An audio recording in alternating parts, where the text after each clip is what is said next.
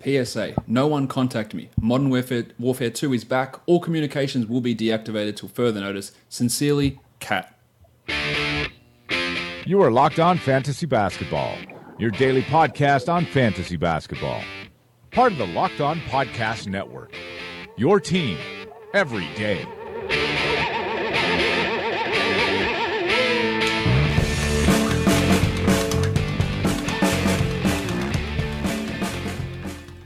Hello and welcome to the Locked On Fantasy Basketball podcast brought to you by Basketball Monster. My name is Josh Lloyd and I am the lead fantasy analyst at basketballmonster.com, and you can find me on Twitter as always at redrock_bball. Back to do another season preview podcast. Hopefully we have better luck with this one than we did when we did the Oklahoma City Thunder, where it was cutting out left, right and center, although I believe I'm releasing this one before the Thunder, so you'll have a good treat when that one comes out and there's weird jumpiness all over the place. Enough of that. We're talking Minnesota Timberwolves on today's podcast. I'm joined by the host of the Locked On Wolves podcast, and that is Colton Molesky. Colton, welcome. Thank you so much for having me on. It is always a pleasure to talk basketball with you, Josh. Let's talk about this Timberwolves team, Colton, a team who, unsurprisingly, the roster still isn't completely filled out. That was the case last season, where the Wolves were one of the last teams to get their roster full. They don't have a full training camp roster, but most of the pieces are in place. And we know with this coach, Tom Thibodeau, that if he could play only 4 starters, I reckon he would. As little options as possible, as a few lineups as he could possibly go with. That would be what Thibs would be looking at doing. So let's talk about this. Let's talk about this Timberwolves team. We'll start, Colton, by looking at the projected record. You've gone with 48 and 33, which is higher than the Vegas total of 44.5. This team was probably close to 50-win pace before Jimmy Butler got injured last season. I wouldn't say we could necessarily rely on Jimmy Butler to be healthy, considering he's had another issue over the offseason with a broken hand. But is that sort of what you're looking at, how well they were playing, another year of familiarity together, another year of, pushing forward from Karl-Anthony Towns can get them towards that, close to that 50 wins? Well, in my prediction of 48 wins, I'm kind of relying on 2 things to hold out, which is namely that Jimmy Butler stays healthy. And before he got injured, when they were just coming out of that big December from last year, they were actually on pace to win 52 games. Yep. And then to have Towns take another leap forward, like he did during December, like he did when Jimmy Butler went down. He took some big steps forward. There were a couple steps backwards during that season, but mostly he was growing. And so I'm banking on him to take another couple steps of growth forward. I think if both those things happen, no matter what the problems are with the roster, what the problems are with Tibbs and his coaching style, I think this is right around a 47-50 win team if those 2 factors are able to pull through too, just because of how good those 2 players are and how centered they are for this team and how much of the offense especially they take up for this roster. Jimmy Butler led the team in scoring last year. You've projected him to be the leading scorer again this season. I tend to agree with you. I think the margin between him and Karl-Anthony Towns might be a little bit closer this season. It was about a point per game last year. I think that narrows slightly, but I do agree with you that Butler will be the leading scorer. But let's talk about Jim at the moment. He is coming off that hand injury which suffered over the offseason. Some people may not be aware of that, but it's not something that's likely it's going to impact Butler as we move into this coming season.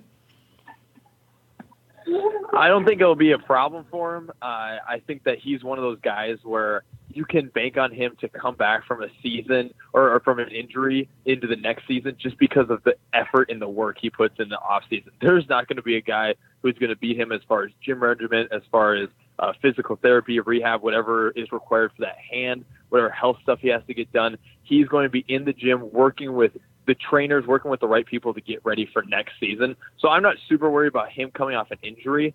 And I think, too, and this is a big if Tibbs can somehow find it himself, at least through the first month and a half, to work in the rookies a decent amount of time, and I'm including Justin Patton in those rookies. I know it's a big if. Don't laugh at me, Josh. That's going to hurt my feelings. That is humorous. Very humorous. If he can work, if he can work in those younger guys throughout that first month and a half, then you're hopefully seeing less minutes from Jimmy Butler to start out the season as well, which could be a factor. Yeah, that's great. That would be perfect. That would be what a normal person would do. But of course, Tom Thibodeau is the coach of this team, so that's probably really unlikely. And we're expecting big minutes from Butler again. He seems to be ludicrously lowly ranked on Yahoo at number 28. He was the 14th ranked player last season. No reason he can't repeat that for this coming year.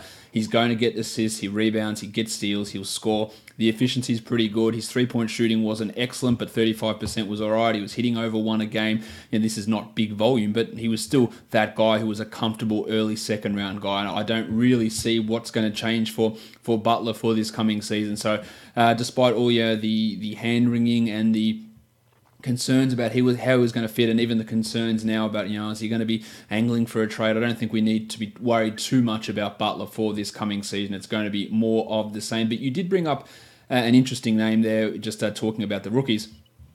Justin Patton, who was a weird pick at the time last year, pick 16, played all of 3.7 minutes for this team last year. Some of that was broken foot, but not all of it, because he played quite a bit in the G League. And now he's had another surgery on that broken foot. So where's he at in his recovery? Will he be ready for preseason? And does it even matter?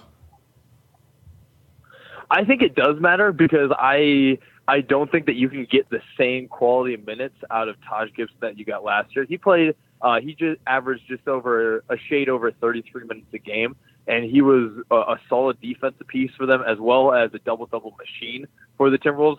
And he's on the wrong side of 30. I don't think you can expect him to be that good and that efficient of a player in year two if you're having him play 30-plus minutes a game. So if you can get Justin Patton in there at the 4, and have him play kind of that hybrid 4 or 5 spot with Towns, two guys who can play outside in. He's got that quick first step. He's got a couple nice little moves to get into the rim. I think that if you get him in there and he's playing well on that foot, if you can get him in the lineup to relieve some of the pressure off of Taj Gibson, that's a nice little pairing, because then you don't have either one of those guys playing too many minutes.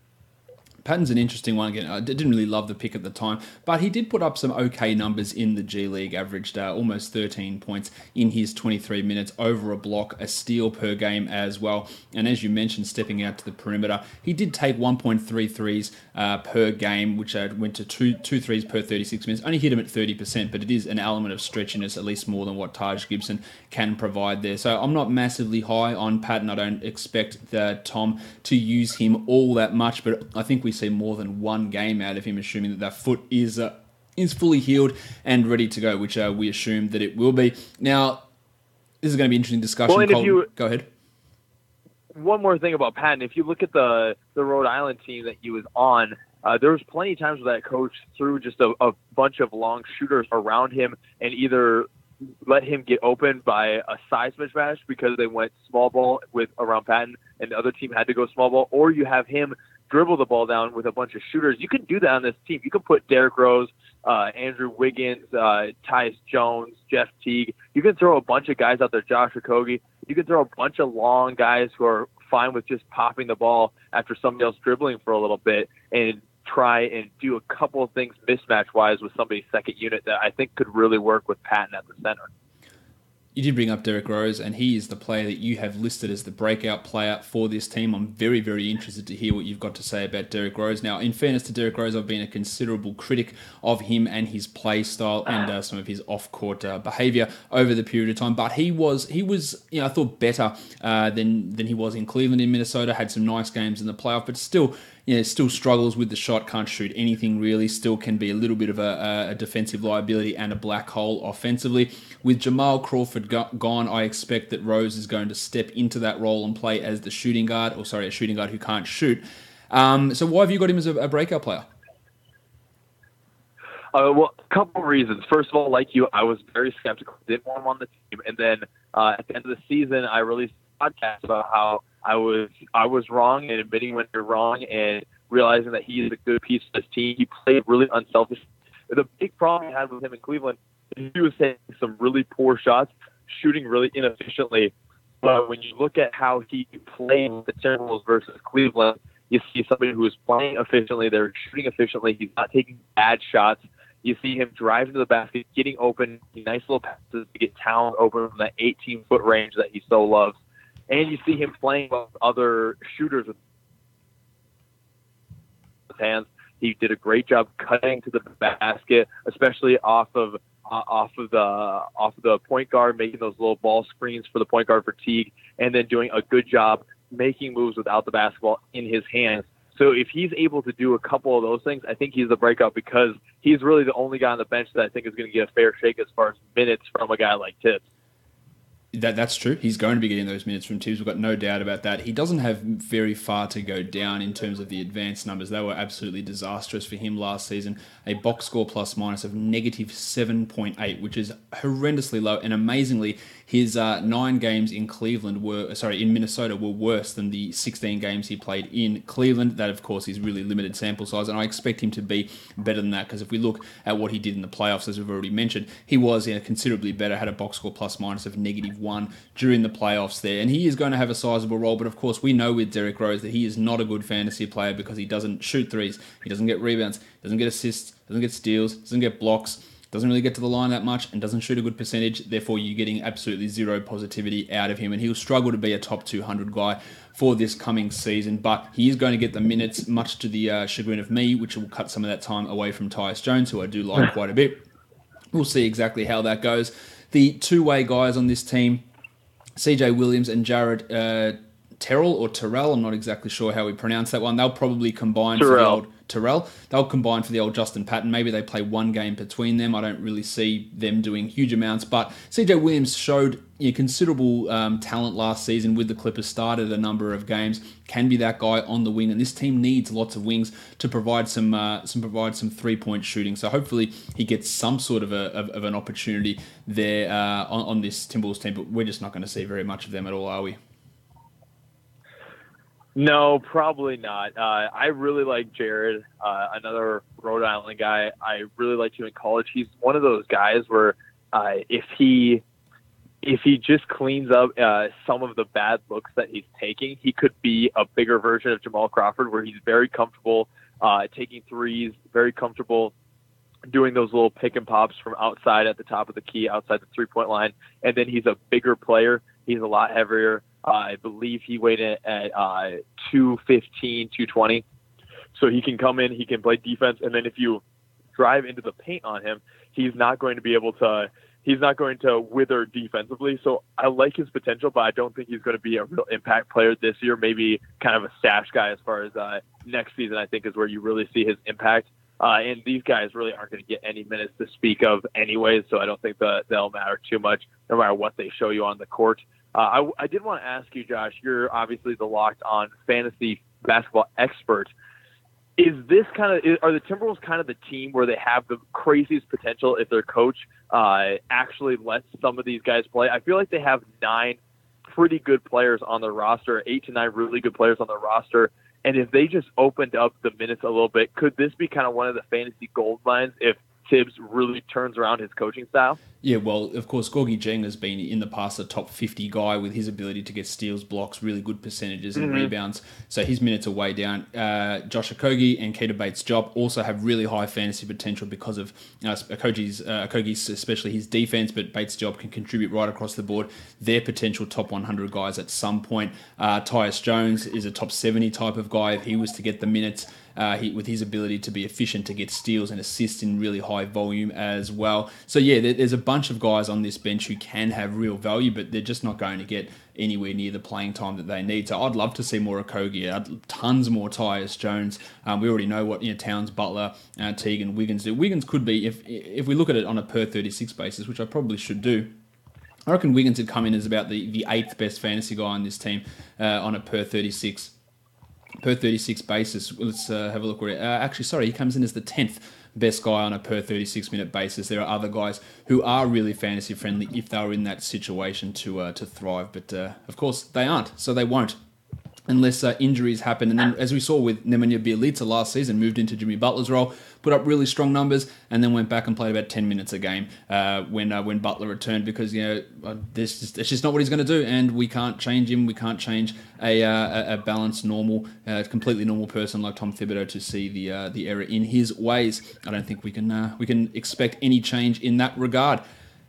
Colton, will anything change with Thibodeau this season? Will he ease off on the minutes? Will he ease off on the I'm playing starter only units, the more than double any other unit in the entire league. Will he change anything about what he does for this team? That's a very multi-layered question, because I think that in some ways maybe his job depends on it a little bit, which is kind of crazy to say about the coach of a team who just led them to the playoffs for the first time in 13 seasons. But I really believe that the talent on this roster is a top 5 seed in the Western Conference. You've got some really great rookies. You've got 2 all-star players on this roster. You've got some of the best backups you could probably have. Tyus Jones, phenomenal backup. Gorgie, there are ways to play him where he's a really great backup coming off the bench, but these guys just aren't getting the minutes. And as far as their rookies, they have 3 guys who haven't seen basically any minutes on a NBA basketball court that you need to figure out, because they shouldn't just be building for next year. They should be building for 3 years late to that Towns contract that he's hopefully signing that extension for. So you need to plan for later than just this season. So you got to figure out what you have in these rookies. So I'm hoping that the weight of what he's supposed to be doing, and hopefully the weight of some guys in the front office telling him this is what we need to see from these guys, helps play other guys and helps get other guys minutes. But I'm not sure that that'll be enough. And if you're in June next year and you're the front office of the Timberwolves and you're looking at the roster and you say, I have no idea what we have in Okogie, what we have in Keita Bates-Job, what we have in Patton, because Tibbs isn't playing these guys, then I don't think that's a coach that you can keep, because he's not helping the future of your franchise. And he's too worried about the next game in front of him. You have to be both if you're going to be a GM and a coach like Tibbs is trying to be. And so it's very interesting, that factor of it. It's also interesting to see what this team will do at the trade deadline. I think this is one of the teams that could really change your fantasy team, as far as they were able to find somebody who wanted to trade for Wiggins, and now they have 2 new players, and now maybe Josh Okogie is getting 20 minutes of a game all of a sudden. I think this is one of those teams where the landscape for the team and for your fantasy team could change drastically because of that trade deadline, and maybe some teams desperate enough to take some of these contracts the Timberwolves have. That Wiggins one is going to be interesting to see, and you've listed him as the player most likely to be traded. It is looking like a disaster of a contract at this point. Not because Wiggins isn't a solid enough player, he just probably isn't worth that money, but for fantasy, he is a disaster. The 140th ranked player last season, the 17.7 points is nice, and I always would defend Wiggins a little bit, saying, yeah, he's fine as a top 100, top 80 guy, because you just can't find players scoring 22 or 23 points per night. Well, he doesn't do that, or he didn't do that last season because he took a step down the pecking order. He complained about it. I thought he should have felt pretty lucky to actually be the 3rd option in this team when he probably should have been the 4th guy. He doesn't do anything in rebounds or assists. He doesn't block shots. His steals are below average. His percentages were a disaster. And his free throw percentage, it just fell off a cliff. I don't know what happened. He'd been a solid enough, not an excellent guy, not talking Jamal Murray, who's a 90% guy, but he'd been a high 70s free throw guy and then shot 64% from the line. And on the volume that he got to the line, almost 4 attempts per game, that was a significant negative in what he does. So I don't know what the hell happened to his shooting from the line last season. He'd always been a points and nothing else really type of guy, and then putting that big negative on it really took him out of the top 100, and I would not be looking at Wiggins really anywhere near that top 80, top 90 type of zone, especially as the roster is currently constructed. Do you have any idea why the free throw percentage just became so terrible? I think that it's just all of Wiggins' problems are between his ears. I hear a lot of people say, well, when you have Butler and Towns on the same team, you can't expect more from Wiggins. Yes, you can. His shots per game slipped by, I think, a 0.5 shots per game less. So not even a full shot per game less than the year before. And his looks from 3-point range actually went up from 2 years ago to last year. So he's getting the same amount of looks. He's getting the same amount of shots on a team where there's not too many shots to be had, and everything went down. I think this just goes back to you don't see the effort from Wiggins game in and game out. He tries for about 25 games of the year, and you can't get him to get up and get out for those Wednesday Sacramento games or those late Saturday or late Tuesday Phoenix games or those late Friday Magic games. You can't get him to get out for those games like you can against Cleveland or against the Warriors, and that's a really big problem. And so I think he's attractive because he still has that potential. I think that ceiling is still there. Still a really young guy. You can still fix a lot of these problems on a young player. And so if you're able to trade him to a team that needs a second guy, that needs a second superstar, I think there's a sales pitch where if you can just sell this guy that he's the lights that everybody's coming to see, and if you're selling a team on that, you're able to trade him away. And then you got to remember this summer, you're going to re-sign Butler. There's also Klay Thompson, Kyrie Irving, a bunch of big names this next summer. So if you can free up cap space at the trade deadline and get maybe a draft pick or two for Wiggins at the trade deadline, that's not terrible, freeing up some cap space and getting some young guys in return. Yeah, look, if they could do it, it might actually help them open up some of those minutes, as you said, for someone like Josh Okogie, who is interesting. Now, Tibbs historically hasn't played rookies. He never played Jim Butler. He never played Doug McDermott.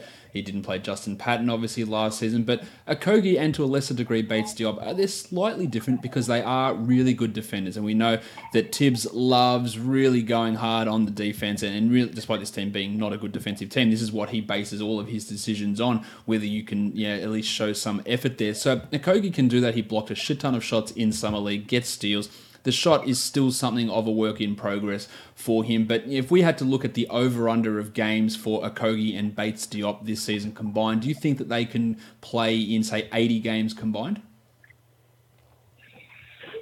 That might be stretching. I might go for more of the 60 to 70 range, just knowing Tibbs' history. Yep. That said, the hope that I get for Josh is when I was talking to him in Summer League in Vegas, he said that he's not worried about polishing the offense. He said that the team told him to make sure that he was working on the defense because defense was how he was going to get on the floor and that the offense would come later. And so if he's getting that message from the team, that makes me pretty confident that what he showed in Summer League was enough to get him at least a chunk of minutes right out the gate on the roster, not the starting roster, but in that second unit, just because that's what this team is asking from him, to be a defensive guy, and they're trusting that the offense will come later. That's why I think he's a chance to at least play more than what Patton did last season. Still not going to be a big contributor and someone you should only be looking at in dynasty-type formats. But I think both of these guys have pretty significant long-term value at some point. Tibbs isn't going to be the coach forever. They're eventually not going to be young guys, and then he's going to love them and start playing them 37 minutes a night, even if he is still around. So there is a potential for those guys. Bates Diop can contribute in multiple areas. He can hit threes, he can get steals, he can get blocks, he can rebound, he can do multiple things, as can Okogie. And I think both of these guys are pretty interesting long term, but we're just not going to see anything from them. So if you want to check out what they can do, go and check out the G League team and see the numbers they're putting up there, because they will be seeing some time down there, and it gives you at least some indication of what these guys can do, because they'll be playing there, but they won't be playing too much in the actual NBA. The projected starting five for this team, I don't think many people would have too many concerns here. Jeff Teague at point guard. My name is Jeff. Wiggins, Butler, Gibson, and Towns. Let's start with Teague, who I thought was okay last season. 14 points, 7 assists, 1.5 steals. This is just who he is. I don't really see much changing from what Teague did last season to this season. Be a guy that you look at in the 50s or 60s in a draft and be pretty confident of that level of return. What do you make of the people, one of these people who thinks that maybe that starting lineup would work better with Tyus Jones in there versus Teague, a low-usage distributor, whereas Teague is someone who does need to take more of those shots and at times was taking them away from significantly superior players, especially Karl-Anthony Towns? I think that it works if you're running the offense through Jimmy Butler like they were for large chunks of the season. You look back at the December and beginning of January when they were just burning through the NBA and they're running a lot of the offense to Jimmy Butler. I think it works to have Tyus Jones next to him. The problem with Tyus Jones is he doesn't create a lot of his own offense. He opens up some shots for guys. He's going to try and get assists. He's going to really try and get those steals. He's a bit of a ball hawk on the defensive side, which is why I think you and I both are really high on Tyus Jones. The problem is if I need somebody, for point guards on this roster, if I need one of these point guards, if I need to have one of these guys just drive to the basket, I know that if they drive to the basket, no matter if there's one guy on them or if there's three guys on them, they're going to be able to get a bucket 9 times out of 10. Tyus Jones is not one of those guys, and he's not even one of those guys that I think is going to drive to the basket selfishly for himself. And sometimes you need that from your point guard, and I just don't have that kind of vicious backyard dog kind of going man-to-man, taking it to the guy on you and beating him over and over again for a quarter. I just don't have that offensively from Tyus Jones yet. And so maybe that's something you can find in him during the preseason, but he didn't show it last year, and that's why his minutes are going to get hurt. Yeah, that's the problem with him. He is very passive offensively. Had a really minuscule usage last season, only 12%, which is obviously ludicrously low. Doing what he does, but he doesn't have that the ability there to really take over games. Teague, to his credit though, when he did come back from that knee injury, which I thought was going to be pretty significant, but he came back. He did start to defer a little bit more to guys like Towns and Butler, but still, the overall usage of Karl-Anthony Towns was quite disturbing during the season. Let's talk about Towns now. He was the 8th ranked player last year, 21 and 12. He averaged 1.5 blocks, elite percentages, 55 and 86, and that's what really bumps him up, especially in rotisserie type formats. I've heard some people again mention his name in discussion for a top 1 or top 2 pick. That would be silly. In my opinion, Davis and Harden are significantly higher than Towns. Now, Towns did show an inordinate ability to get blocks in college, but since his rookie year, that has come down, and that's something that's really holding him back from that upper echelon. Do you think that there was significant criticism leveled at Tom Thibodeau last season, and for Towns as well, for being passive, for not taking shots, and having multiple games in a row of single-digit shot attempts? Do you think that'll be something that's corrected this season? Is that something that Thibodeau will be looking at as thinking, if we've got to get this extension done, is Towns pissed at me? Will he be looking to make sure that he actually gets more shots than he was getting for stretches last season? I think so. I think if you're any coach on the Timberwolves staff, you take Towns into your film room and you put on the games when Butler was out and they played the Wizards and they played the Hawks and they played the Warriors, and Towns was a big reason, basically the only reason why they were able to win all those games. And if you're looking at that film, you see him being aggressive on both ends of the floor, and you see that blue chip player instinct where there's quarters and there's possessions in that game where he just says, and it's on both sides, offense and defense, where you can tell he's just saying, I'm going to do whatever I want on this possession, and there's nothing you can do about it because I'm just that much better than you. And he did that for multiple quarters throughout all 3 of those games. And you show him that film and you say, this is the player I need from you. I need for you to know exactly when the time is right to step up and say, all right, I'm taking the ball the next 6 possessions, and I'm scoring with it every single time. And I'm not going to listen to my teammates when they say to pass the ball. I'm not going to listen to the defenders when they're switching defenses and open stuff up. I'm just going to score, and that's going to be better for my team than maybe passing the ball, because you need your elite players to step up and own a basketball game sometimes. And Towns is an elite player, and now he just needs to figure out when and where he needs to step up and really own a basketball game. And I think you saw flashes of that when Butler was injured. And so I think you can get more of that from him this season. He went from a usage of 27.5% in 16-17 down to 23 last year, but in that post-All-Star break period, the usage bumped back up to 25. He became the 5th ranked player in fantasy, averaging 24 and 13, still on those elite percentages, shot 42% from 3 overall for the season. Again, if those blocks go to 2, if the usage goes back to 25, then you are talking about a top 5, top 4 guy, but we have to get both of those things to happen in unison for him to take that leap, and I don't think he's getting up to that top 1, top 2 type position, but he is a guy that I think a Yahoo rank of 6 is about fair. You could go at 5, that's not a problem, because again, getting really efficient big men to solidify your percentages is a tough ask, and most of those guys are located in those first 7 or 8 picks with Davis, with Nikola Jokic, and with Karl-Anthony Towns, but it's all going to come back to, does he go up from 23% usage? If it gets to 25, then you're pretty solid in that top 5. If it stays at 22, 23, then maybe that's a challenge. But I do agree with you that the usage will shoot back up for this coming season. Taj Gibson. I was a little surprised that they signed him last season. I thought that it'd be better off having Jeng there next to Towns with more of a stretch ability. Gibson played very, very well last season. He impressed me. I'm still not sure exactly how he's going to fit. We've already talked about him perhaps playing fewer minutes. 33 minutes he played last season. I also see that going down for this coming season, and he's ranked 91st on Yahoo, and I don't really understand that. He was 92nd last year, so they're expecting him to actually improve. I and you don't seem to agree with that. How do you see him? And we saw in the playoffs, and I think this is important. I don't know if it's going to carry over, but we saw his minutes get really limited and a lot more of Jimmy Butler playing the 4. Do you see Thibodeau maybe having some slight level of flexibility and actually trying that this season? I'm hoping that it's not Jimmy Butler, but I am hoping that there's flexibility there. I talked to Keita over Summer League when he was in Vegas as well, on the Timberwolves Summer League team, and he was talking about playing the 4. I think you could see Justin Patton take some of those minutes. There's 2 young guys in Keita Bates' job and Justin Patton that are both really promising to jump onto the floor and be able to contribute immediately in certain lineups. And I think they're tantalizing because they could relieve some of that stress off of Taj Gibson. I still think he could be a very important player, and I think the aggressiveness that he has on the boards is important. But I think that it's going to be more effective if he plays 20 to 25 minutes per game as opposed to 33 minutes per game this season. And I think it'll be better because Keita Bates' job gives you a couple different looks that I don't think Taj does. Same with Justin Patton. And so I think a healthy mix of all three of those guys at that spot, it will be much better for the Timberwolves than seeing either a bunch of Taj Gibson or such a drastic change like putting Jimmy Butler at the 4.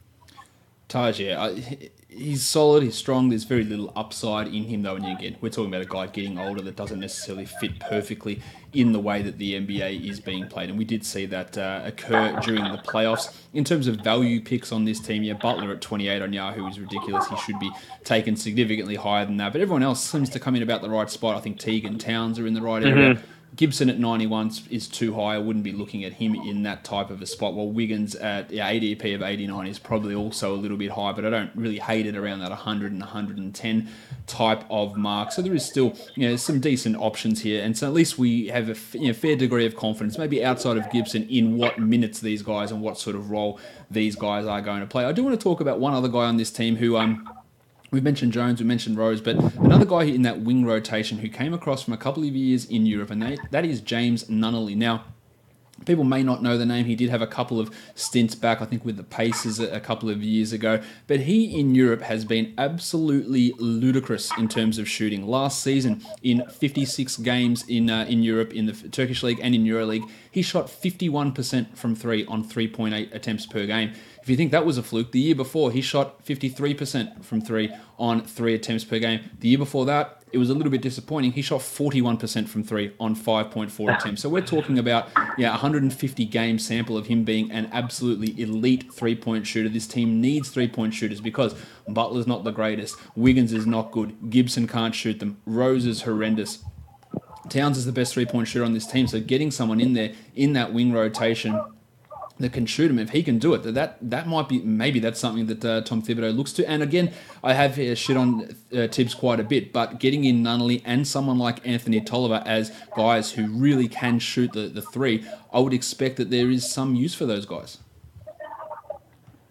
No, yeah, I talked about this a few weeks ago on the show, the Locked On Timberwolves show. If you were disappointed about Bielitsa leaving, if you're disappointed about Jamal Crawford not re-signing, this guy should lift your spirits because I think that he fixes some of the defensive woes that Jamal Crawford had, and I think that he's going to grow and play more games. I don't think he's not going to have the injury problem of Bielitsa, and he's also going to be more consistent. You just mentioned his numbers. That's consistency right there over 3 years. Yeah. Bielitsa, he was always tantalizing, but he was never consistent. You couldn't depend on him night in and night out. And so I think that he offers a little bit of something that you weren't getting from either Jamal Crawford or Bielitsa, and I think that's really encouraging. Now he just needs to grab the minutes, and I really think that the desperation for three-point shooting on this Timberwolves roster is so great that even when you have a guy like Tibbs, at your head coach, if he sees what he can do from three-point range and he shows up in a game three-point shooting-wise, I think you have to play him more minutes because the rest of this roster, the guys on this team just aren't built to be three-point shooting specialists. And this guy is a perfect fit here. If Tibbs can somehow get out of his head that he doesn't need to play this guy a bunch of minutes, then I think this is going to be a great fit. Anthony Tolliver comes in. Do you think that he will play, say, more minutes than a Gorgie Dieng coming in as that three-point shooter to take some of those minutes behind Taj Gibson? Dieng played almost exclusively as a backup center last season. So with Gibson's minutes perhaps dropping off, do you think that Tolliver comes in and plays more minutes than Dieng? There's potential there for that. Again, I'm going to say this a couple times. I've already said it. There is a lot of interesting pieces on this roster. You should be able to run 9 to 10 guys deep and have a ton of lineup versatility. There are at least 6 different lineups that you could run with a mix of the starters and the bench unit that are super interesting, and like 3 of them would have Tolliver on there, where you're playing him with 3 of the starters, you're playing with 2 of the starters, you're playing him in a second unit that has a bunch of guards on it, you're playing him in a second unit that is really big, and have him run at like a 2 guard. There's a bunch of ways to play him that are super interesting because he's just this kind of wily vet where you can know he can shoot some threes, he's going to play pretty solid perimeter defense. And so I think there's a bunch of ways you could plug him in. Really, a lot of the conversation as far as these bench pieces come down to how flexible and how much is Tibbs going to grow as a play caller, as somebody who's setting the lineup before every game. Because if he can grow in his versatility, if he can grow just as a head coach from last year to this year, this is going to be a really fun team. Or it's going to be a very stagnant team like last year. And really, most of this is up to Tibbs because the pieces are right there. Yeah, and Tolliver is one of those pieces. There's tons of fun guys in the team. I love the 2 rookies. I love Jones. I love Butler and Towns. There's tons of really interesting guys in the team. It's going to be interesting to see how it all pans out and what moves Thibodeau does make. Because if he doesn't, I'm with you. I think his job may be in some significant degree of jeopardy. Colton, thank you for coming on. You are the host of the Locked On Timberwolves podcast, so make sure you guys are checking that out. What's going on over at Locked On Timberwolves at the moment? Well, we have a very fun couple of shows over the next few days.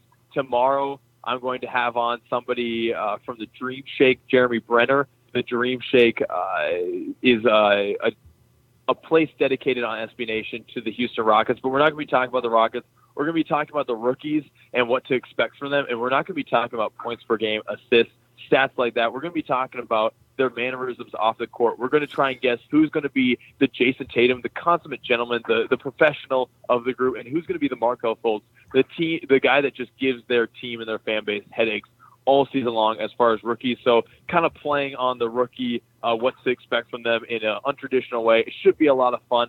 Tune in because we're going to be talking about the Timberwolves rookies a lot. Check out Locked On Timberwolves with Colton over there. That'll be a fun podcast to listen to by the time this one's out. That rookie podcast is probably already released. Colton, thank you for jumping on. Absolutely. Always a pleasure. Guys, make sure you are subscribing to this podcast and Locked On Timberwolves, Apple Podcasts, Google Play, TuneIn, Stitcher, Spotify, and this show is also on YouTube where you can go leave a comment and a thumbs up. Tweet at us. Give us all your feedback. Guys, we are done here. Thank you so much for listening, everyone. See ya.